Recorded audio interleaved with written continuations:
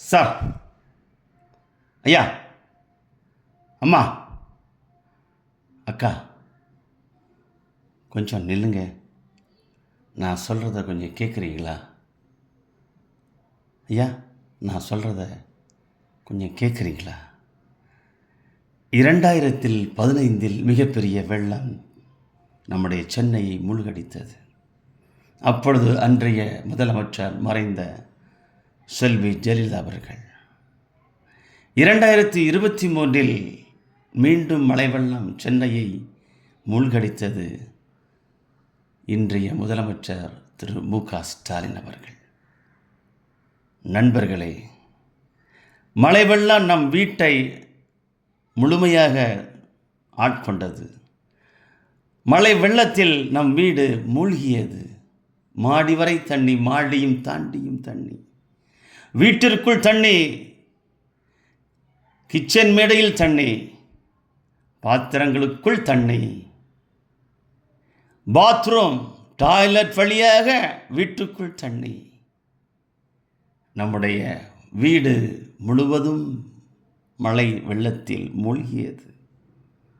யோசித்து பாருங்கள். என்ன செய்வது என்று தெரியாமல் தத்தளித்தோம். நாம் மழையை பார்த்தோம், வெளியே பார்த்தோம், என்ன செய்வது? எங்கும் ஓட முடியாது. வீட்டுக்குள் தண்ணீர், கண்களிலும் தண்ணீர். என்ன செய்வது என்று யாரை கேட்பது? நண்பர்களை பாருங்கள், என்ன செய்வது? நம்முடைய பொருட்கள், துணிமணிகள் எல்லாம் நனைந்தன, சிதைந்தன. நம்முடைய பிள்ளைகளுடைய சர்டிஃபிகேட், படிப்பு, விளையாட்டு, birth, mark sheet, transfer certificate எல்லாம் நனைந்தன, கிழிந்தன. பாட புத்தகங்கள் சிதைந்தே விட்டன. ஏன்? நம்முடைய வீட்டு பத்திரமும் நனைந்து கிழிந்தன. என்ன செய்வது? நம்முடைய எலக்ட்ரானிக் பொருள், grinder, mixie, washing machine, fridge, TV எல்லாம் தண்ணீரில் மூழ்கியன. யோசித்து பாருங்கள், என்ன செய்வது? நம்முடைய செல்ல பிராணிகள் எல்லாம் கதறின, கத்தின, வீழ்ந்தன, இறந்தே போய்விட்டன. நாம் வளர்த்த ஆடு, மாடு, கோழி எல்லாம் கதறியன, வாழ்க்கையே இழந்தது.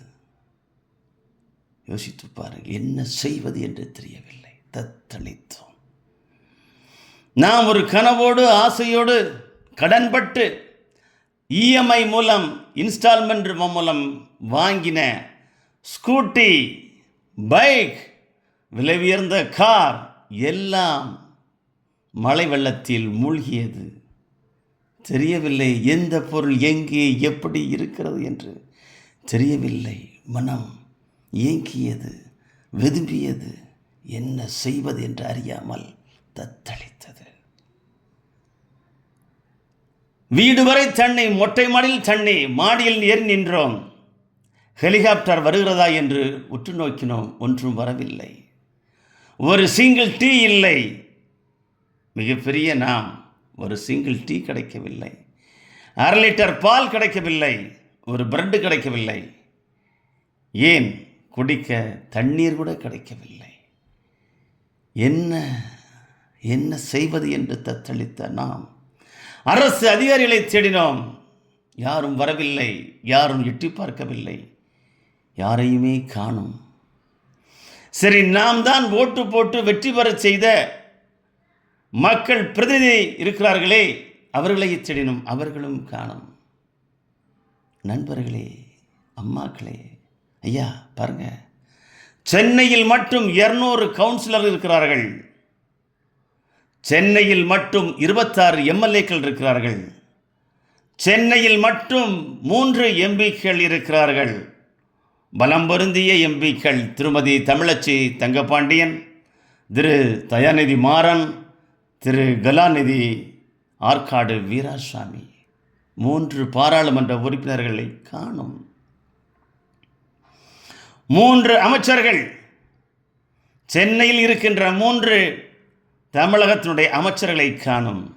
திரு மா சுப்பிரமணியம், திரு பி.கே. சேகர் பாபு, திரு உதயநிதி ஸ்டாலின் 3 அமைச்சர்களையும் காணும். நம்முடைய முதலமைச்சருடைய சகோதரி திருமதி கனிமொழி அவர்களையும் காணும். அவரும் ஒரு எம்பி, அவர்களையும் காணும். ஏன் நம்முடைய முதலமைச்சர் ஐயா திரு மு.க. ஸ்டாலின் அவர்களையும் காணும். ஏதாவது ஆறுதல் சொல்வார், ஏதாவது செய்வார் என்று காத்திருந்தோம். அவர் நம்மளை மழை தண்ணியில் விட்டுவிட்டு சென்னை விமான நிலையத்திலிருந்து டெல்லி சென்று விட்டார். டெல்லிக்கு எதற்கு சென்றார் என்றார். அவருடைய அரசியல் கூட்டணி கட்சியை பற்றி பேசிட்டார். மக்கள் முக்கியமில்லை, கூட்டணி தான் வேண்டும் என்று அவர் நம்மளை சந்திக்காமலே அவர் டெல்லி சென்று விட்டார். என்ன செய்வது, யாரை கேட்பது, ஒன்றுமே புரியவில்லை. அலைபேசியை எடுத்து இந்த அதிகாரிகளையோ அல்லது இந்த மக்கள் பிரதிநிதிகளையோ கவுன்சிலர்களையோ எம்எல்ஏக்களையோ எம்பிக்களையோ அழைத்தால் செல்ஃபோன் சுவிட்ச் ஆஃப், செல்ஃபோன் நோ ரெஸ்பான்ஸ், சுவிட்ச் ஆஃப். மீண்டும் அழைத்தால் நீங்கள் தொடர்பு கொள்ளும் வாடிக்கையாளர் தொடர்புக்கு எல்லைக்கு அப்பால் இருக்கிறார். நம்மளை தொடர்பு கொள்ளும் அளவுக்கு அவர் இல்லை, அவர் தொடர்பு கொள்ள நம்மால் முடியவும் இல்லை. சரி, அவராவது நம்மளை தொடர்பு கொள்வார் என்றால் அவரும் தொடர்பு கொள்ளவில்லை. தொடர்புக்கு அப்பால் இருக்கின்றவர்கள் நம்முடைய கவுன்சிலர்கள், எம்எல்ஏக்கள், எம்பிக்கள், மந்திரிகள். மக்களே, அந்த மழை வெள்ளத்தை நீங்கள் மறந்துவிடக்கூடாது. சார், அம்மா, ஐயா, அக்கா, கேட்டீங்களா மழையை? மீண்டும் தமிழகத்தில் மழை வரும். ஆனால் இந்த அவலம் வரக்கூடாது. இயற்கையை நாம் தடை செய்ய முடியாது. மீண்டும் இந்த 24 டிசம்பரிலும் மழை வரலாம். என்ன செய்வது? 2014 வெற்றி பெற்ற அண்ணா திராவிட முன்னேற்ற எம்பிக்கள் 37, 2015 மிகப்பெரிய மழை. அந்த அதிமுக பாராளுமன்ற உறுப்பினர்கள் ஒன்றுமே செய்யவில்லை. 2023 மிகப்பெரிய வெள்ளம், மழை வெள்ளம். நாம் மூழ்கிய போதும் திராவிட முன்னேற்ற கழகத்தைச் சேர்ந்த 38 பாராளுமன்ற உறுப்பினர்கள் என்ன செய்தார்கள்? சென்னைக்கு நம்மளை ஏறெடுத்து கூட பார்க்கவில்லை. மழையில் நனைந்தபடி, வாழ்க்கையினுடைய நம்ம கனவுகளை இழந்தபடி, நாம் சேமித்து வைத்த அத்தனை பொருட்களையும் உடைமைகளையும் இழந்து தெருவில் நின்று கண்ணீரோடு வாழ்ந்துகின்றோம். கண்ணீரோடு புலம்பினோம். யாரை என்ன சொல்வது என்று. கடைசியில் சொன்னார்கள், 6000 ரூபாய் தருகிறேன் என்று சொன்னார்கள். 6000 ரூபாய் எல்லோருக்கும் வந்ததா என்றால் இல்லை. மழையால் பாதிக்கப்பட்டவனுக்கு வரவில்லை. ஆனால் மழையால் பாதிக்கப்படாதவனுக்கு 6000 ரூபாய் வந்தது. யாரை கேட்பது?